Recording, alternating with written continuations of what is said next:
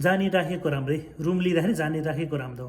अनि खासै ओकेन भन्छ, खासै ओकेन लगभग 18,000 है, कम्पनी हेरेर हुन्छ है, 10,000 देखि 10,000, 15,000, 18,000, कुनै कुनै कम्पनीले 30,000सम्म पनि चार्ज गर्छ है। त्यो चाहिँ सुरुमा चार्ज गर्छ, त्यो चाहिँ 2 वर्षको हुन्छ लगभग है। लगभग सबै कम्पनीले 2 वर्षको चाहिँ एकैचोटि सुरुमा रुम छिर्नुभन्दा अगाडि चाहिँ लिने गर्छ है।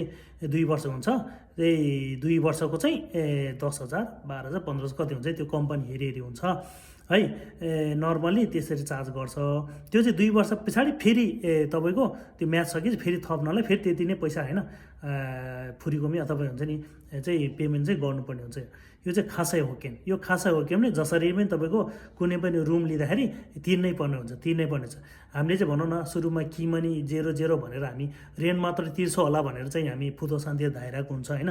तर त्यो चाहिँ होइन, भित्र लाग्ने खर्च यो पनि एउटा मोस्ट इम्पोर्टेन्ट है। यो चाहिँ एकदम मोस्ट इम्पोर्टेन्ट चाहिँ हामीले तिर्नुपर्ने हुन्छ। धन्यवाद।